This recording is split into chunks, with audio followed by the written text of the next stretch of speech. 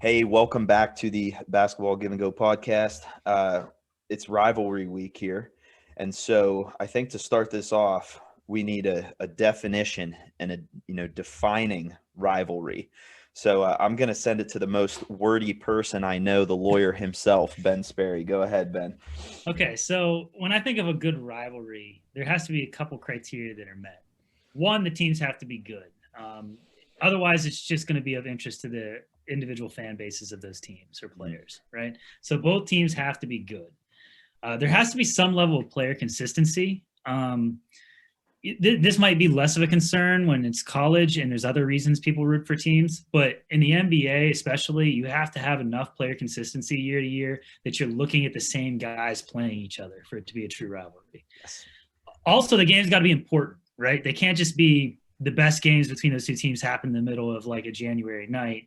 Like we got to have playoff series. We got to have games of large importance between the teams for it to be a true rivalry. And then I think this is an important criteria as well when we're talking about team rivalries. Both teams have to have won at some point or had a realistic chance to have done so. When it's completely one-sided, and I use football as an analogy with this, sorry for Mitch and the Browns fans, but when the Steelers beat you for 20 straight years or whatever it is, it stops being as much of a rivalry, right? The Steelers-Ravens became a rivalry in the absence of Steelers-Browns to some extent. So exactly. Like in the NBA or even college basketball, if one team's winning every game, it stops feeling like a rivalry at some point. Yes. So those are the big criteria. I'd add there's other things that are important. Geographic distance can be a big contributor to rivalries because of overlaps of like people that are the fan bases. I think that's big. Also, proximity can also breed contempt in the sense of the players running into each other and all that kind of stuff. So, like, I think that's also valuable. And then, relatedly, with player rivalries, they should usually play the same role or position, or else, again, it's not a true player rivalry if they never guard each other or do completely different things. Right. Yeah. So, those are the main things that I look at when I talk about rivalries. And I love that definition of it, and that's why we gave it to you. And actually, let's be honest here, you came up with that part of this whole segment. But so when we're looking at terms of rivalry, let's start with the NBA. And I think we need to start with the greatest NBA rivalry of all time. And that's the Lakers versus Celtics. And it dates back all the way, well, a long time ago, back to the 60s and stuff. Who wants to take it? First of all, before we start this, I feel like every good rivalry, if you're not a fan, so I'm a Miami Heat fan in NBA. So neither of you guys are Lakers or Celtics fans. But I feel like in every good national rivalry, a person usually has a vested rooting interest in one of those teams. Yeah. Which side do you guys go to, Lakers, Celtics? Before we get into this, I'm just interested in this. Go ahead, Ben. It's interesting. It probably depends on the era, right? Okay. Because, if you're talking about, 80s Lakers and Celtics, there's a lot of racial stuff that got tied into it, rightly or wrongly. Right. As well as, Boston still has that going on. But yes, but it kind of flips a little bit, at least to some degree, if you go back to the 60s. But even in the 2010s, that's not really the issue anymore. At that point, it's whether or not you're a Kobe guy or not, right? So, by the time, we're in – I guess I would have been late college law school and the Lakers and Celtics are playing. I'm rooting for the Celtics to beat the Lakers just because I don't want to see Kobe winning more championships or whatever, right? So it kind of flips. It depends on the time to me. And I'm gonna agree with him on that. It kind of depends on the time frame and who's where. I mentioned in earlier episodes that my grandfather was a Celtics fan, so I kind of always liked that, and I loved Larry Bird. So I kind of followed along with the Celtics side of things, but my father-in-law was a huge Lakers fan. So I find myself recently more following along with them and pulling for them in the Lakers Celtics matchup. So plus I like LeBron. I know he had to leave, but I like him. Yeah. I'll keep it short and sweet. I was going to LA all the time with those two. Even when I look back on documentaries and I know the outcome, I'm like, come on, Magic, come on. Yeah. I know what's gonna happen. I'm still rooting. Right. So. But the Lakers Celtics is the classic NBA rivalry. Yeah. And I say that because they had multiple iterations. You had the 60s of, Mhm. and the Celtics almost always got the best of them back then. Yes, they I think did. they Yes, actually they did. always got the best of them. I don't think the Lakers ever got him. Right. I think, they might have got to game 7, but they never actually got over the hump against. And who was that? Celtics. Was that Elgin and West? And West. Okay, yeah. And actually, I think Chamberlain as well, and they lost. Right. It was like one of Chamberlain's first years there, and they still lost, and the Celtics beat them in 7, and it was an amazing moment. But then, like, they rebooted it in the 80s, and it was true parity, right? Like, the Celtics and Lakers both won against each other. They're both always in the – one of them was always there in the finals, and it was a true rivalry, right? Because you had Bird, Magic, et cetera, et cetera. Also many Hall of Famers, by the way. It wasn't just Bird, Magic, but those are the two big names. And then in the 2008 to 2010 range, they met 2 out of 3 years, and they split. Yep. And they were both great series. So, the second one going 7 and it was very, very close games. So that's probably the par excellence version of NBA rivalries. But not necessarily my favorite, but I think it is the one that I think you point to when you want to talk about true NBA rivalry. No, correct. I mean, you kind of have to. I mean, that is the head chief rivalry of the NBA. Yes. And speaking of that game 7, that was the worst game 7. Terribly played. Kobe went 6 for 24 and got NBA Finals. Because Ron Artest meta bailed him out. But no, let's. I mean, I don't want to jump off the Lakers Celtics too quick, but we do have a lot of rivalries to touch on. Yeah. Sticking to that 80s, the one that I think a lot of people really loved, and there's been documentaries made, was when the Bad Boy Pistons came on the scene. And they were kind of the new kid on the block who didn't do it the same way.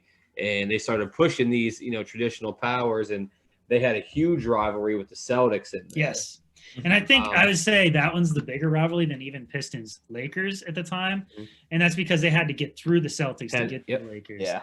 And they played a whole bunch of times besides the playoffs as well, right? So I would call that a true rivalry because it went both ways. Eventually the Pistons overtook them. And they were both very tough teams and had a lot of star power, obviously. So that's a great example as well. The Bad Boy Pistons documentary really goes into that. Yeah. All right, so I'm excited for this one because I think this might have to be the first time I ever flex my power of controlling the time on these. But let's bump into the 90s and the 90s Eastern Conference games.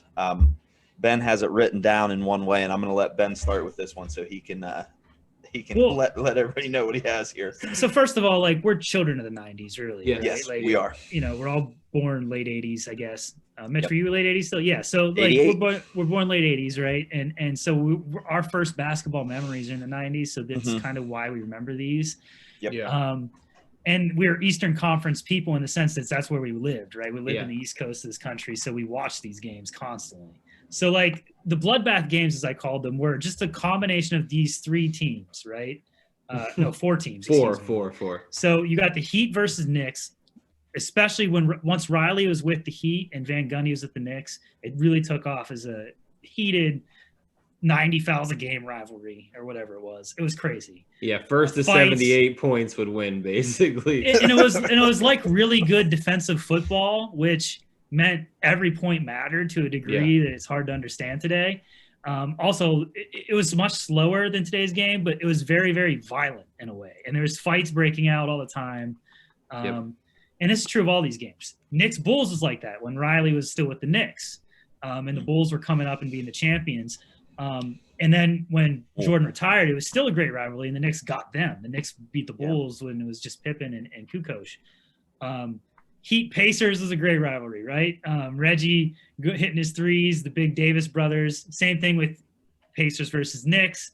There's great games and series with those two. Reggie talked all the trash to Spike Lee. There's also a 30 for 30 on that. That's one of my favorite all-time moments because I loved Reggie Miller. Right. And I'm gonna backtrack this. I gotta point out this moment because it's one of my all-time favorite things to watch, and I think there's actually a YouTube video on Scottie Pippen talking about this moment. But that time that he dunked over Ewing, and then I'm not gonna say he shoved him to the ground, but he shoved him to the ground, and and I think that just kind of emphasizes the rivalry that these guys had and the hatred that they had of each other and the good games that were, played between between them and stuff. So, all right, Shoved moving him to on. the ground with his pelvis. I don't Yeah. He did. Hey, I don't know. hey. He did. That one arm extended a little bit. I don't know. I think the great thing about the 90s is there's one constant in all these rivalries, and that's the Knicks. I mean, they are now a laughingstock and kind of have been for, pretty much 20 years. But in the late 80s through the 90s, like they were a power who never actually won, but pretty much tested the Bulls regularly and pushed them to the brink. They were a great foil team. They were. Yes. Yeah. And we're so close multiple times to get through. Even the year they got through when Jordan was out against the Rockets, I mean, that was a great series. I mean, they could have won that series. They lost in 7 to Houston. Pat Ewing is probably disrespected historically because he didn't win one. He was so good. So good. And then even when they rebooted kind of in the late 90s, right? And they made it again as an 8 seed and beat the Heat in the first round. Yep. They Classic series. Right. And I don't remember if they ended up having to beat the Pacers later. I think they did, but I can't remember who they played later in the conference finals now off the top of my head. I think it was the Pacers, though. Again, just bloodbath games over and over again to get there. But that wasn't as much Ewing. It was with Sprewell and Houston playing so well. Even though Ewing was still there and very strong. But I definitely remember all these games and all these iterations. I mean, even Heat versus Bulls, right? That was even a tough series for the Bulls to get over the top with. Pacers versus Bulls. These are all series where they're very physical. It came down to usually one game that turned the series around. Like they go 7 or 6 a lot. Big clutch shots. Even when the Bulls beat the Pacers in 98 and 7, that was a great back and forth series. Reggie hit a game winner, I think, in game 6 to send it to game 7. The Bulls were down at one point in game 7 by quite a bit. I believe it was 18 points at one point before they crawled all the way back into it and won. These were what we grew up on and fell in love with basketball on, so maybe we overrate it. But I remember these games just being so physical and like meaningful that to me they epitomize what a rivalry is about. I totally agree. So the 90s is kind of, what got us into basketball, that like 93, ish when we're 5 or 6 years old. But let's take it to now. We're teenagers, for us, we get into the 2000s here now. Yes. And now, the game's changing a little bit, but it's still a little bit slower pace. Yeah. And now, these Eastern teams have kind of fallen by the wayside. The Heat aren't really good anymore. Right. The Bulls lose MJ. The Pacers are still kind of hanging around. Reggie's later in his career, and the Knicks are dreadful. Yes. Let's go to the West Coast now in the 2000s. You get the Lakers, and they had great rivalry with the Spurs there. Twin Towers, versus Shaq.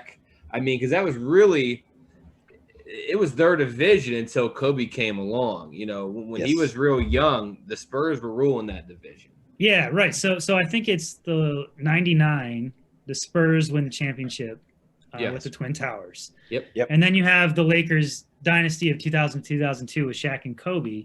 And then 2003, the Spurs get them. Yep. And they become the champs. And then is it 2004, the Spurs and Lakers go against each other, and that's the year that Fisher hits the shot with .4? I might be getting years wrong, but I'm pretty sure that's correct. Yeah. And the Lakers with it's also they have Karl Malone and Gary Payton at that point, but they get back to the finals because they beat the Spurs. Yep. Those are back and forth years, and then the Spurs, of course, in 2005 end up being champs again. So, like they were like the 2 best teams out of the West almost all those years. Like no matter who got through, one of them was going to win. It was a foregone conclusion on that. Right. And they both played inside out for the most part. I think Kobe added a wrinkle for the Lakers that often put them over the top. But, it was often Duncan's prowess inside versus Shaq's. Whether or not Duncan and Robinson together could contain Shaq or not. And it was very much a good rivalry. All right, here's the fact checker coming in for you. Game 5 of the 2004 Western Conference semifinals. Got him. What was it, 0.4 or 0.5? Yeah, what was it? 0.4 seconds left. It was so ugly. Oh, my God. Hey, you got it off, apparently. And then the man took off for the tunnel. He was gone. See you later. Adios. But, yeah, but it's funny to me, though, that, you look at – well, we'll get into this later. Continue on. I just saw another connection here to these to these rivalries that we're talking about, but we'll get into it later. I'm gonna make a note. Continue on. Oh, what, that Robert Horry hit game winners for both the Spurs and the Lakers throughout Actually, that? there is some truth to that too. One thing I would note, though, before even going into these 2000s slightly more, is why I wouldn't necessarily include other teams as rivals, even though they could have been by some of the same criteria. For instance, Jazz Bulls in the late 90s, to me, they played 2 straight finals. Like, they were the 2 best teams for a few years there. But I never thought of them as true rivals. 1, because they only really played in the finals. 1. Yeah. And then 2, it didn't really feel to me that the Jazz were ever going to beat them. When the Lakers and Spurs go back and forth all these years, to me, that's like the hallmark of a great rivalry. Plus, they played all the time, right? Yeah, and I think you're right. Even though in the moment, maybe people might have thought the Jazz would win, but I think the fact that if the Jazz had ever won a championship before, and they kind of had that to fall back on as, like some clout, then you might have gave them the chance. But when a team's never won, never really been that close, versus a team that always wins, I wouldn't really call that a rivalry either. Right. To go back into the 2000s, another Spurs rivalry that I'd point out was the Mavs Spurs, as Dirk arose and such good series. There were some great ones in there. The Spurs low key could have went to they were either in the finals or lost the team that was about to go to the finals every year in the 2000s for a while there. So there were the 2006 Western Conference playoffs, Mavs Spurs, great series that went to 7.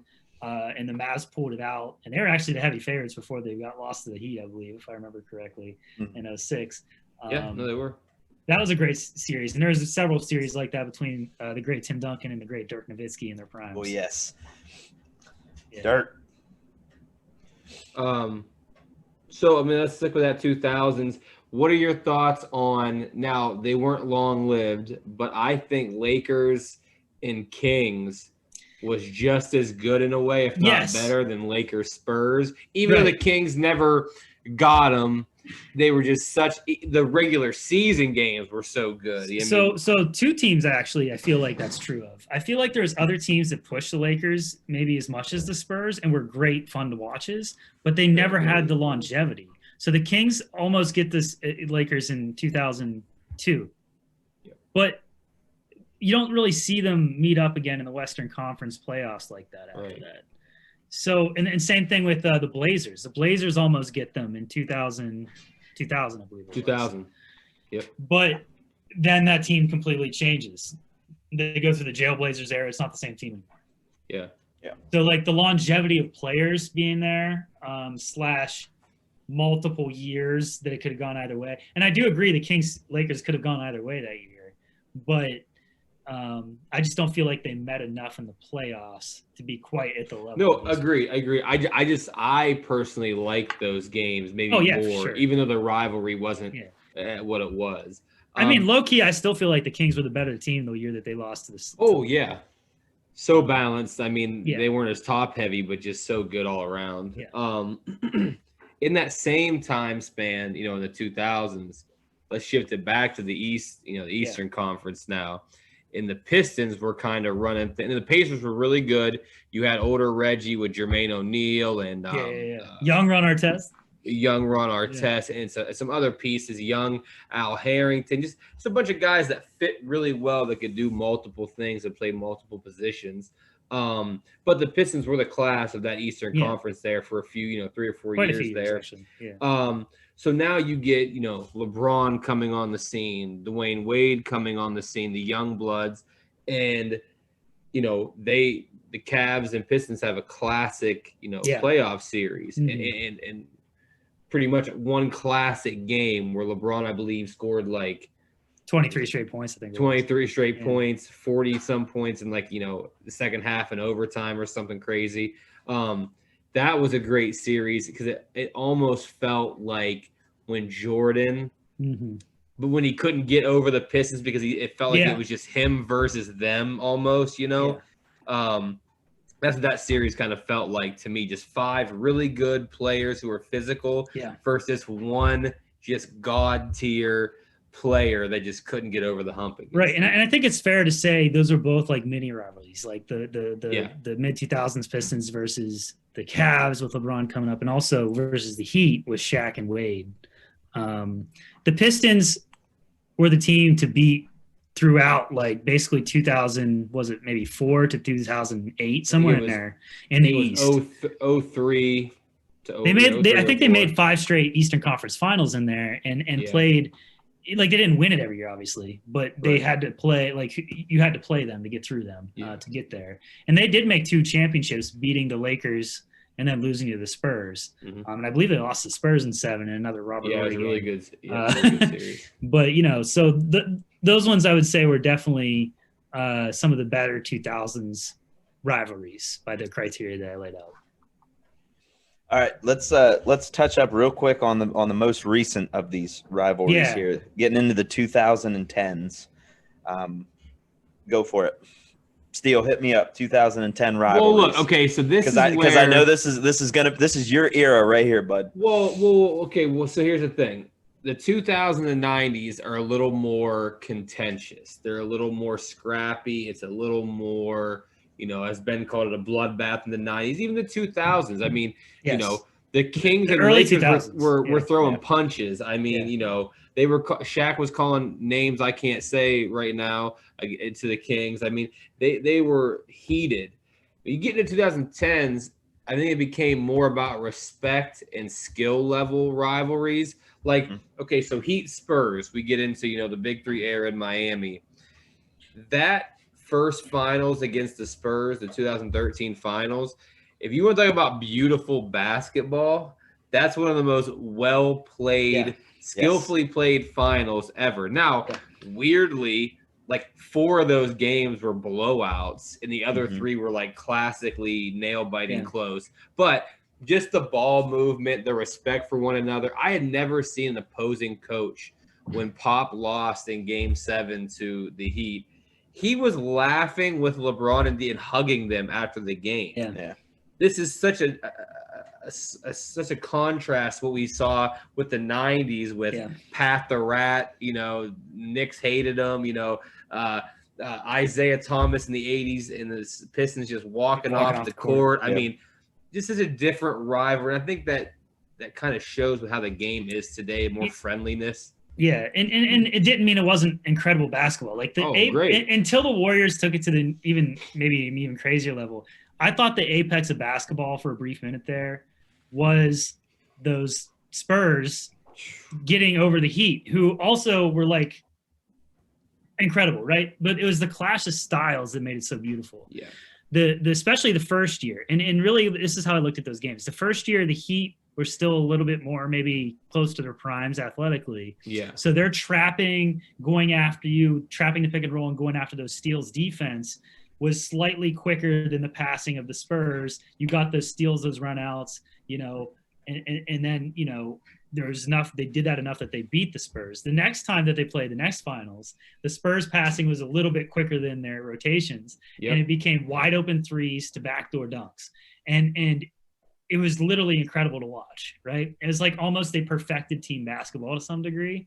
And the Heat did not play bad. The Heat played wonderful as well and just could not match the level that the Spurs went to. In the shot making, quite honestly. The shot making was incredible, right? So that was – even though it was only 2 straight seasons, and the fact that it went back and forth, and literally the first series could have went either way. We come a Tim Duncan layup away from Game 7 from being right there.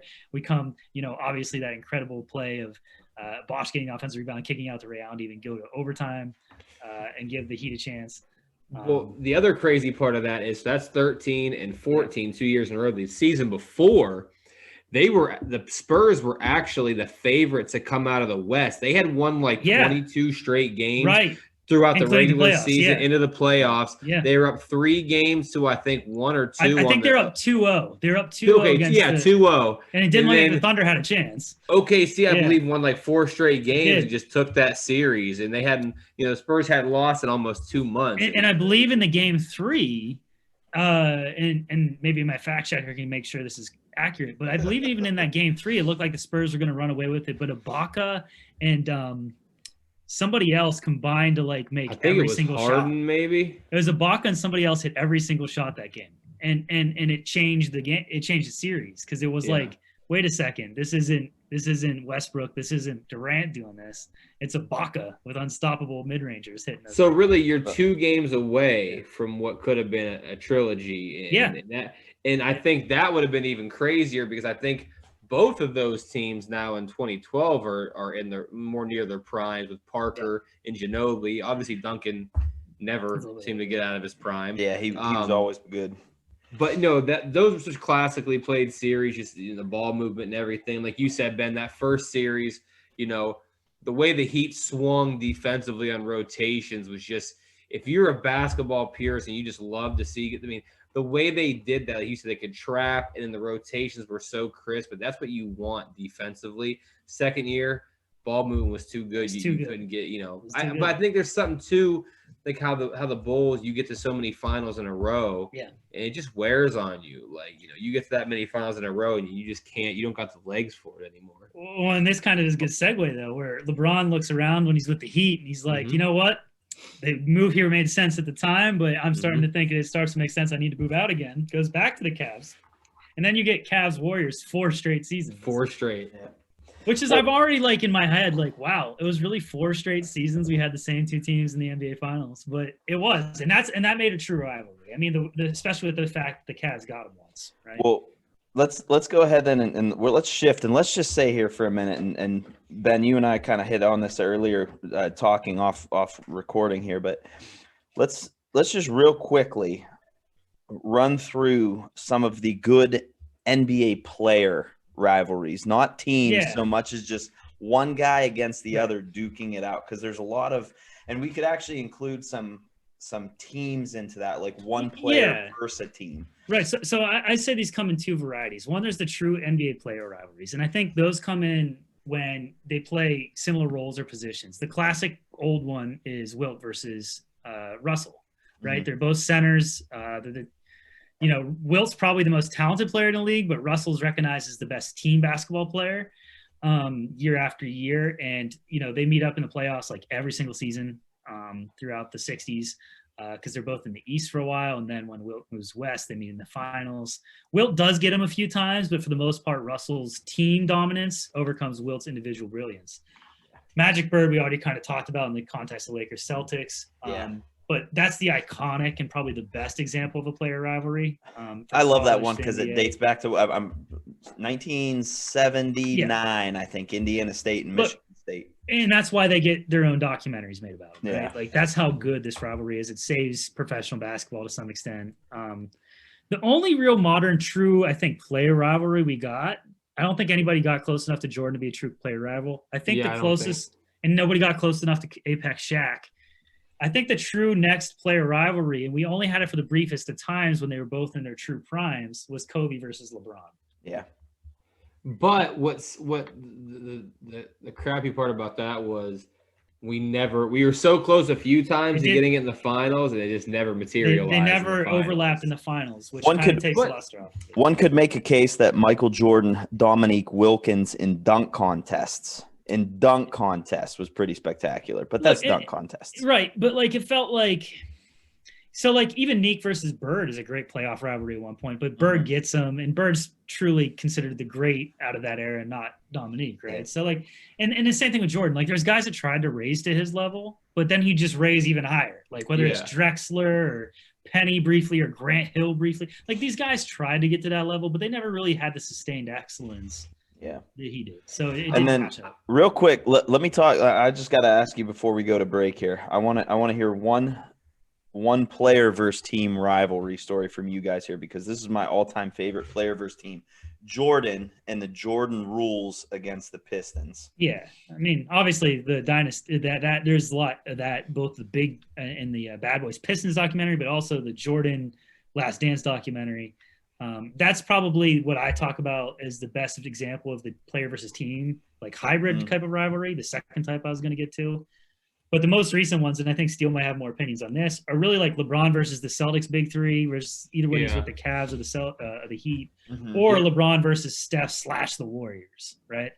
Yeah. Yeah, I mean that's probably the most modern player versus team rivalry. Obviously, yeah, I mean Jordan versus the Pistons. There's been books wrote on it, documentaries made on it. Real quick, some low key player rivalries that I think are overlooked, and it could be me being a homer, but I always thought Alonzo Mourning versus Patrick Ewing was a crazy good rivalry. Yeah. Yeah. When we talk about teams beating each other, players at the same position, top player on each team, guarded each other, went back and forth. I thought that was a good one.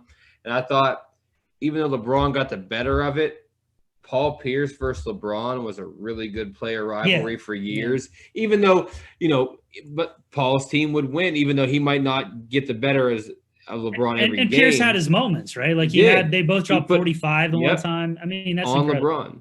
Yeah. But yeah, I just had just a couple low key ones. Hey, I like that one.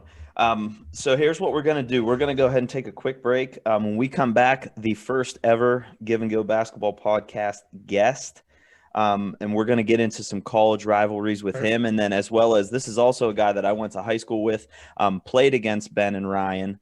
And so we're going to talk a little bit about some old high school rivalries and some differences between the college/high school rivalries and some NBA rivalries. Hey, I'm loving this. This is the Give and Go Basketball podcast with my two basketball gurus, Ben Sperry, Ryan Steele. We'll be right back.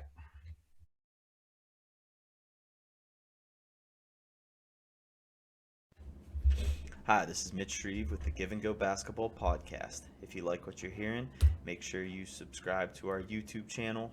Also, be sure to follow us on Facebook, Instagram, and Twitter for all the latest updates on all of our postings and content. You can also email us at thegiveandgo3@gmail.com to ask us any questions or give us suggestions on what you'd like to hear about all things basketball. Thanks for tuning in. Bye.